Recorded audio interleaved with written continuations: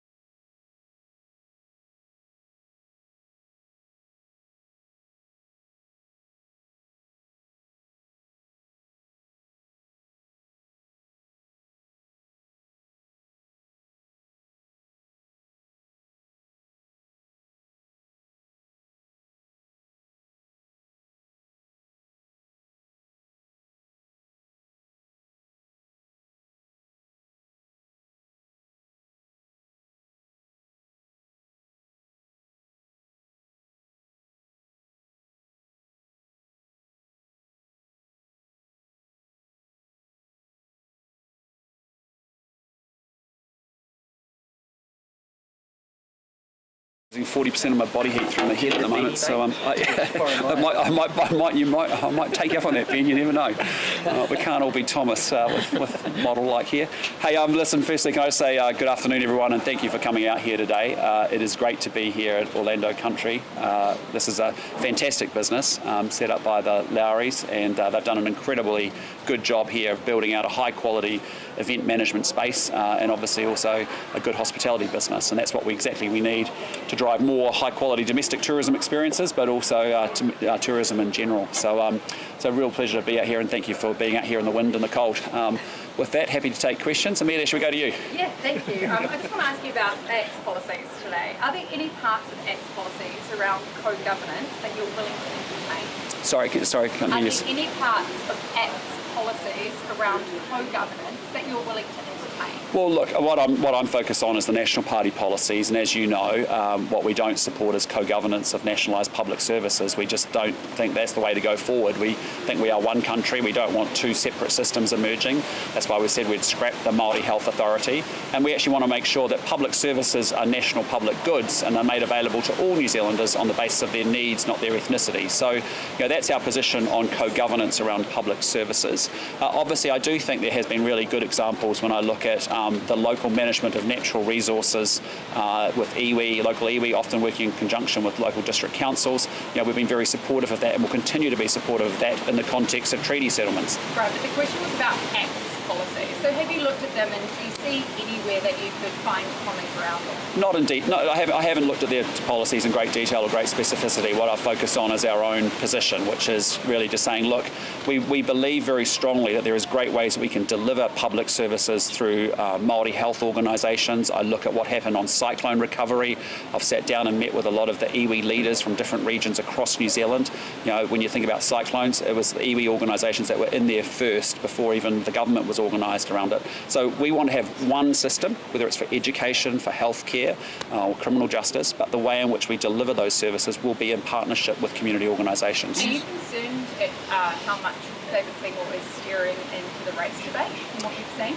Look, I think at the end of the day, I want to make sure that New Zealand becomes a more unified country, and I think there has been division across this country, and it's not just been in the Māori, non-Māori space, but it's also been in the rural-urban divide. I think it's also been in landlords versus tenants, employers versus employees, and I think what I've got to say to New Zealanders is, look, we should be incredibly proud of all the diversity and the communities and the identities that we have, but we have to elevate up because we're all New Zealanders and we're all in this together. The question was about David Seymour, though. What do you rate of his performance in steering into that race debate? Do you see any kind of desperation in that tactic? Oh, look, that's for David and the ACT Party to talk to. It's not for me to talk to. What I can talk to is the National Party and our positions, which is that we want to see a more unified New Zealand. I think we have had identity politics at play over the last 6 years, and actually we need to say, look, we value and respect everyone's individual identities and communities, but we actually are all New Zealanders, and we've actually got to come together. And that's the job of a government, I think, is to leave a country more unified than when you got it. He seems hell-bent on making co-governance an election issue. Do you think he's using Māori as a political punching bag? I don't think so necessarily. What I'm saying to you is, though, but I can only talk to my own position in the National Party, and what I've been very clear about now for over a year and a half is that we just don't support the co-governance of public services, and that is something that has been different from what has happened in, say, the previous national government, where there was co-governance in the context of treaty settlements and the management of local natural resources between iwi and also district councils and other stakeholders, and I think that's worked incredibly well, and I want to see more of that continue, for example. But it's been, the word co-governance has been taken out of that context and it's actually been put into the delivery of public services, and we don't want to have two healthcare systems, two education systems. We think we can have one system with innovation in it. For example, an education system with charter schools that could be culturally based, it could be sports based, it could be military based, whatever it is. We want to be able to create that innovation within one system and deliver those services through community organisations. Just on that, Sorry. can I clarify, because Shane Lethies before has said that you'd look to potentially keep the Māori Health Authority if it's shown to be delivering results. Has that policy changed? No, our position has always been to scrap the Māori Health Authority, but to have a strengthened Māori Health Directorate within one Ministry of Health. But also what we are very committed to, and we've been talking a lot with different iwi leaders even over the last 4 to 6 months, is actually to make sure that we can deliver health services through Māori health organisations.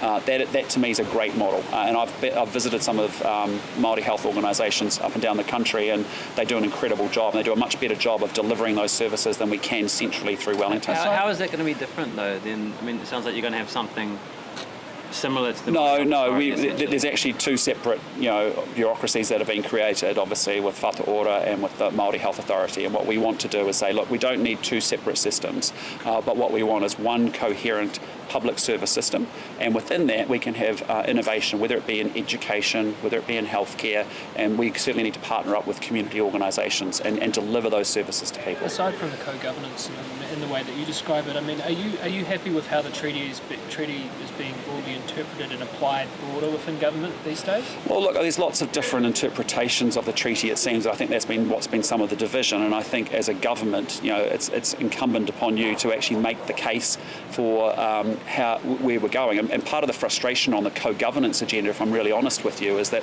if I compare it to, say, treaty settlements, I actually think, Jim Bolger and Doug Graham did an exceptionally good job and had a lot of political courage actually going out to the New Zealand people on a big constitutional issue like that and actually taking them with them and making the case for it and spending their political capital to do it. I appreciate there were people on either side of that debate who would say it wasn't enough or we shouldn't be doing it. But by and large, over successive governments, political leadership actually led New Zealand through that to say, yeah, we're all on board with treaty settlements, it's the right thing to be doing. On co-governance, I haven't observed that. As I used to say to Prime Minister Ardern and to Chris Hipkins as well, who's also said there were some challenges with it all, they haven't made the case for what they're trying to do by bringing co-governance into the delivery of public services.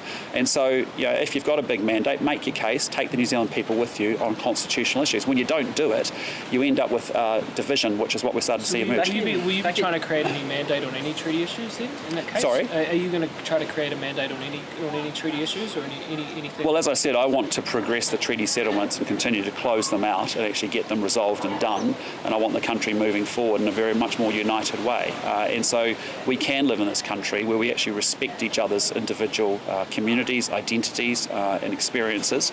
And actually we are much richer for it when we do it well. But we have to bind everybody together as Kiwis. Do you think that treaties are settled or honoured? Sorry? Do you think treaties are settled?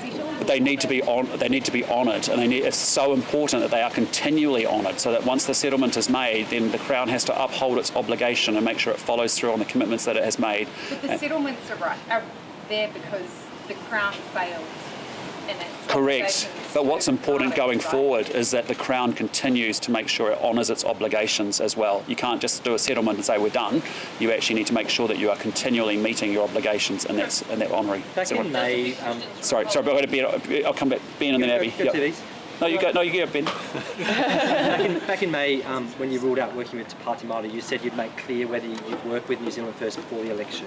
So voting starts in 9 days. So is it time to be honest about how you would work with New Zealand First in government? Well, look, what I've said is New Zealand First isn't a party I've given a lot of thought to. They're not in Parliament. They haven't been consistently above thresholds. What I am focused on is maximising, making the case for the National Party and for saying to everybody, if you want a guaranteed change of government, there's one thing to do, which is to party vote National. All parties make the case for I have to work the MMP system at the end of the day, and so I do everything this side of the election to maximise the National Party vote.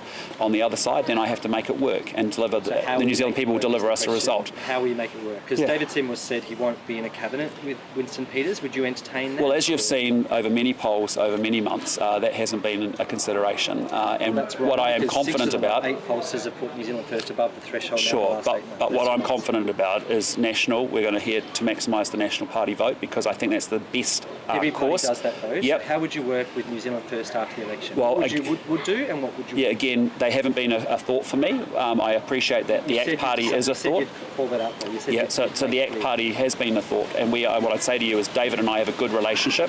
We're aligned on wanting to change the government. We're aligned on wanting to grow the economy, health, education being improved. better law and order. The means by which we deliver those things can be different in our policies and our approaches, but I'm very confident that we'll do that in a very constructive and a positive and stable way after the election. Are you going to break that promise and not tell New Zealanders how you would work with New Zealanders? What I'm saying is I want New Zealanders to understand that they need to party vote National if they want to change the government. I do not want them voting for any other party apart from the National Party. Sorry, Abby, let's go to you. Sorry. Just a few questions from a colleague. Sure. How would you describe what an anti-national government would look like? Well, look, I think it's going to be very constructive. You know, we have worked together well in previous governments. As I have said before, David Seymour and I have a good personal relationship. We have good alignment on wanting to change the government. We have good alignment on wanting to grow the economy, to restore law and order, deliver better health and education. We have differences in the means by which we may deliver those goals or those objectives, but actually I'm very confident we'll be mature, constructive, and be able to work our way through it and put together a strong government and a stable government. That is no different from what has happened in lots of other previous experiences here in New Zealand in an MMP environment. Mr. Luxon, don't... I'll just finish with Abby. Policies, should people who are drug addicted or mentally ill have any benefits cut? That's not our policy. Yeah. Okay, and is it morally right to cut off support to people who are mentally ill? Again, those aren't our policies. They're the ACT Party policies, and you need to talk to them about their policies. From what I'm focused on is the National Party's policies. I'm not the National Party's policies, right? You don't want to rule that out? ACT wants to cut 15,000 public sector jobs. How many jobs does National think should be lost in that sector? Well, we haven't come through it that way. What we've said is, look, we think across this agencies we want to see on average a 6.5% reduction. A lot of that is in the backroom functions where we think there are huge savings to be made. If I look at something like MB, for example, it's gone from $750 million worth of spend to $1.25 billion worth of spend, $500 million more with 2,500 extra staff there. And so really what we're saying is to those big the CEOs of the many government agencies we have, our expectation is that across on average will be a 6.5% saving. How a CEO delivers that is ultimately up to them. You know, whether they could cut projects that aren't actually aligned to what we're wanting to deliver. I think we're going to be very clear on what we call better public service targets so that everyone knows what they're there to do and what they're there to deliver. Any activity that's not driving towards those goals, as a CEO, you'd want to stop. As any vacancies that you've got, you don't need to fill. So there's a lot of options that actually CEOs will give them the responsibility to work out how best they deliver those savings and importantly deliver the goals that we have set as well. So I'll just finish it, Abby, and then I'll come back to you. What happens to public sector workers if they lose their jobs, given we are at a time of rising unemployment? Well, I think they'll be in huge demand because we've got massive worker shortages across this country as well. And at a time when we've had real challenges in every sector and in every region of New Zealand, that's an opportunity that I'm sure they'll be taken up by the private sector as well. So can I just come back to you? Don't national voters deserve to know if you're going to work with New Zealand First? There might be a big chunk of them that want nothing to do with Winston Peters. Well, it just hasn't been a consideration because they haven't been in Parliament and they haven't been consistently above thresholds. And polls have told you that actually a national ACT parties can actually form a government and have been able to do that under different polls over many months now. So, what they need to know is I want New Zealanders to know if you want a guaranteed change of government, and I'm really serious about this. We are at a really serious time in New Zealand's history. I want a strong, stable government on the other side. So why are you entertaining working with Winston? Well, I think we'll end up working with ACT, is what I'm saying to you very clearly. Ruling them out could grow your party vote, though. It's, at the end of the day, I'm not interested in talking about New Zealand First. I want to focus on the National Party and I want to focus on partnering with ACT. Hearing you talk about it, and they want to know where you stand on working with Winston Peters. Yeah, so I don't know how to be any more clearer. I haven't thought about New Zealand First. They're not in Parliament, and they're not seriously above all the thresholds and all the polls. So it's just not a consideration. What I'm focused on is maximising the National Party vote, because I actually want everyone to understand if you want a guaranteed change of government, do not vote for any other party other than the National Party. And then on the other side, I then have to make work what the New Zealand people deliver us. And what I'm saying to you is my preference is to work with the ACT Party because we've actually worked well with them in the past. We have a good personal relationship and we have actually alignment on issues, although we have differences as well. And we'll work through those in a very constructive way that gives New Zealand stable government. It's really unhelpful to refuse to think about it. So migrant exploitation at the moment, we're hearing some absolutely terrible of exploitation going on of migrants. Do you promise to not cut any of the accreditation team or post-checks accreditation team at MD? I think that would be a good example of what I'm talking about, where the CEO of Immigration New Zealand, we're very clear with them to say, look, because I agree with you, the fact that we're only getting to 2 to 4% of actually auditing the accredited employers isn't good. And so the question is, well, what are they not doing, or what do they need to stop doing in order to do more of that? And that's the question that I've got, because every government agency has actually had a huge addition of cost and headcount added to it over the last 6 years, and yet miraculously is actually delivering, and I don't quite understand why, delivering worse outcomes with more resources. When you've got more money and more people and you deliver worse outcomes, that's something I just do not understand. So there's a real need to focus the organisations so that they can deliver on making sure they're going through and actually doing the investigations. There's not enough investigations going on, clearly. Do you want to see 100% post-accreditation? Sorry? Do you want to see 100% of accredited businesses checked? Well, we need to get some assurance about the fact that actually the scheme is working, because going. Well, I'm not sure that it would be 100%, but you need to have a good level of auditing to go on to say I'm comfortable that I've got the processes and the checks in place that actually I can get red flags flagged and I can take action quicker. I do want to see much more serious penalties and actions taken against people exploiting workers. This is the scene that we don't want to have in New Zealand. And as someone who's been very passionate about modern slavery and trafficking, human trafficking in particular, I put practices into place when I was in business to make sure I knew where my supply chains were, my supplier's supplier, to make sure we didn't have these circumstances. And so I'm really genuinely very passionate about this issue, and I want to make sure that this doesn't take root in New Zealand, because it's not something we want to see here at all. And it wouldn't be a stand-up if we didn't ask you, is today the day that you're going to release the details and costings behind your tax plan?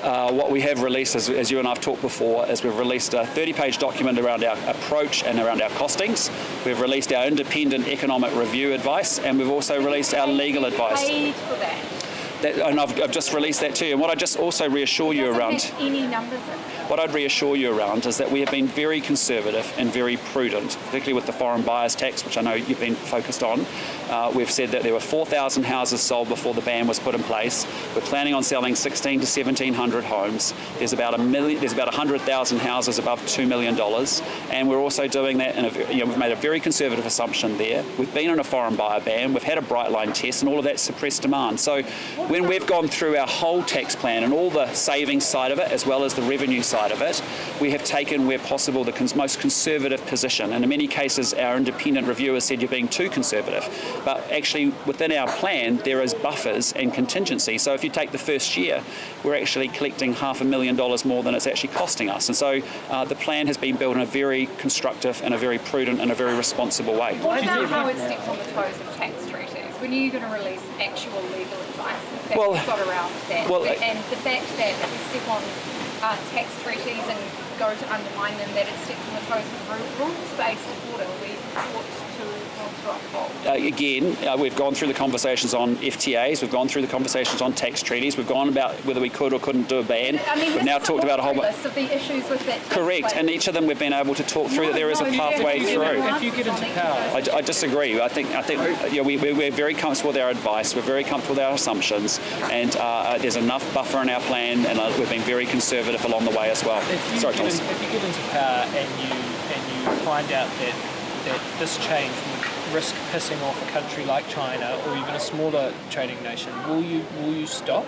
Well, our advice is that we can achieve this, and it's plausible and it's feasible and it's very doable. When Labour brought in the ban, they angered Singapore, and it took quite an effort to restore that part of the relationship. Will you run afoul of doing that? Well, what I'd say to you is that we think there is a way through. The advice that we have had, we think there is a way through, and that we can do this. But what I just say to you is that we're talking about a $300 billion economy. We're talking about a government that's now spending $137 billion. And we're talking about an economy that's incredibly dynamic and goes ups and downs. There's lots of forecasts. You've seen it just in the last few years. For example, I'm talking about economists, for example, didn't forecast that we would have inflation staying for as long as we did. We had economists that didn't forecast that we'd be in recession. But actually, you have to adapt to the circumstances that you have going forward, and we will always do that and make sure we've got prudent, responsible, good financial fiscal plans that actually can deal with situations. So you want New Zealand's reputation at risk? We wouldn't put New Zealand's reputation at risk. We just have advice that says that it's doable, and therefore we are going to pursue that. But of course we wouldn't put New Zealand's reputation at risk. Mr. Luxon, okay, last question. Right now, thanks, Ben. Are you confident you'll win the election?